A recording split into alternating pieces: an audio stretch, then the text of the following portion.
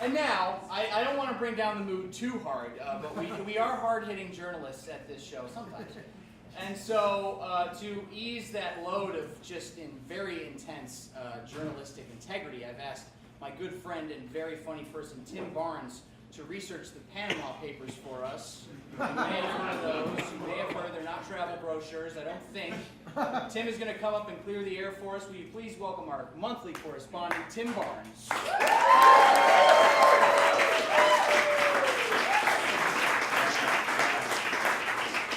All right. The economy, let's talk about it. I'm not the most financially savvy person. I don't make enough money to smile on the train. That's the best thing to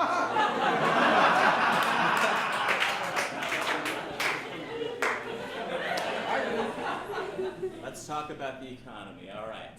But before we talk about the economy, let's make sure we know what an economy is. I don't know what the slides are. Let's have a wild adventure tonight. Webster defines it as the process or system by which goods and services are produced, sold, and bought in a country or region. Yeah. All right, so to understand that, let's make sure we know what goods are. Okay? Webster defines it as an item of tangible, movable, personal property having value, but usually excluding money, securities, and negotiable instruments. Okay. To understand that, let's make sure we know what money is. Webster's dictionary describes it as something such as coins or bills used as a way to pay for goods and services and to pay people for their work. Now that we've gotten through all of that, I'm sure we're all on the same page. So on the count of 3, let's all scream "what the fuck" together, okay? 1, 2, 3. I'm glad you asked. You see, I think it's pretty clear that money isn't real. It becomes less tangible every day. I don't use cash anymore. Instead, I use a digital abstraction of cash in my debit card. I slide that bad boy for food, movies, and occasionally rent. And money isn't even backed by anything. Richard Nixon ended the convertibility of the US dollar to gold in 1971. And this might get a little weird to you guys. This is a legitimate question coming from me. But what the fuck is gold?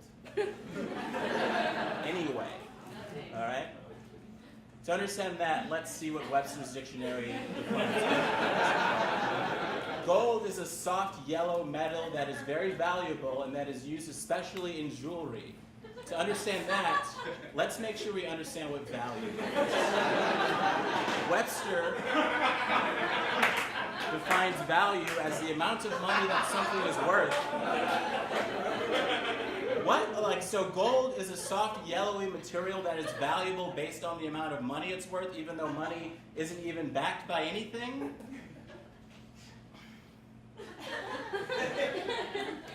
I say all of this to talk to you about the Panama Papers. This is a set of 11 million leaked documents that show prominent figures storing money in offshore accounts and a Panamanian corporate service provider. There are names in these papers that involve world leaders like Vladimir Putin, Simon Cowell, and Jackie Chan.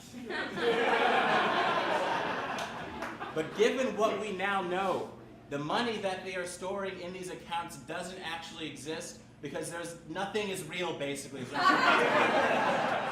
why does it matter? It matters because they are avoiding paying taxes. Now, before we go any further, let's make sure we know what taxes are. Webster's dictionary defines taxes as to require a lot from something or someone, to put demands on something or someone.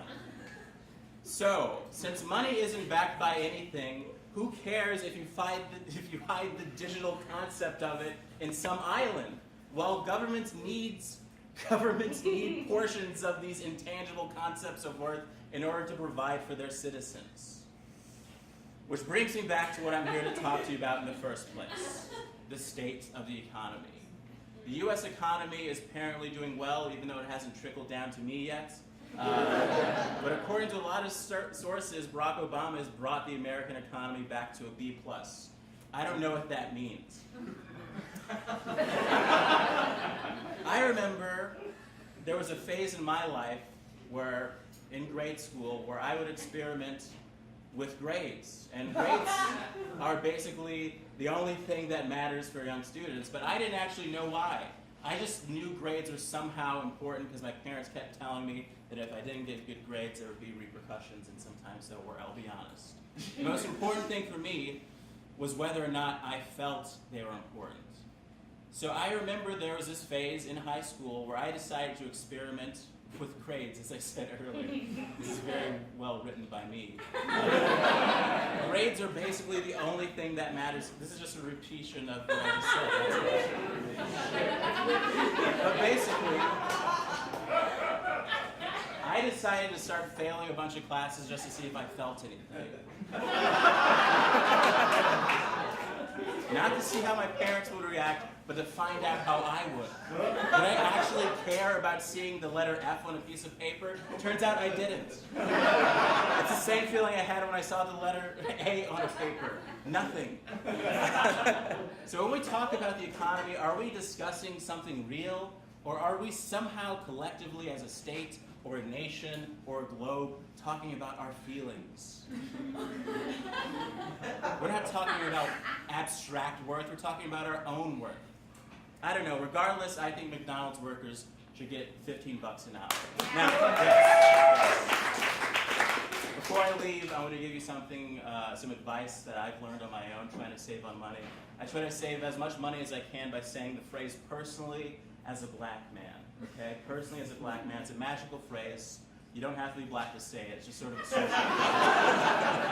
a matter of fact, on the count of three, let's all say it together. Okay, 1, 2, 3. Personally as a black man. Doesn't that feel great? Yes. And it works. I was in a line today and somebody asked me a question I didn't like, and so I said, well, personally, as a black man, I'll have a caramel macchiato. And it was great, very speedy service. I got it for free. And that is my report on the Panama Papers.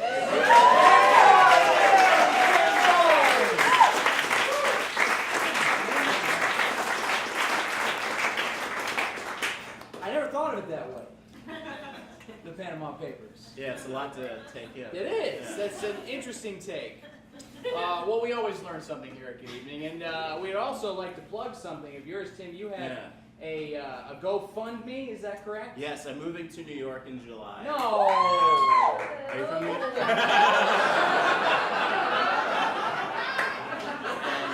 as you know, I think a lot about economics, and I have a GoFundMe trying to get people to, basically I want $3,000 to purchase my first New York cup of coffee. And, Yes! so if you go to gofundme.com/nycoffeefortim, I'd love it if you donated, and if you do, I'll give you a signed copy of me drinking my first New York cup of coffee. Nice. Well, see, $3,000 for the coffee, the photographer, the Sharpies. Yeah. It all adds up. It does. It does add up. In New York, it's important. It's Yeah. a lot of money that is spent there. You also have your podcast. It's all true. Yeah, it's all true. Is it in fact true? It this is a true. marketing ploy? No, I interview people and I ask them to tell me a headline for a funny, personal, true story, and then they tell me that story, and it's fun. Yeah. And some people who've been on your podcast before would be? I've had Eddie Izzard on the show. I've had Wyatt Cenac. I've had Greg Proops and. Okay, all right. Yeah. I've had Issa Rae. That was a fun one on the podcast. We talked man. about it. Yeah. Well, I'm sure you're going to get plenty more in New York. How far along are you with the cup of coffee? I've got $260 so far. Okay, well, we're getting there. Guys, how about Tim Barnes and give him a hand?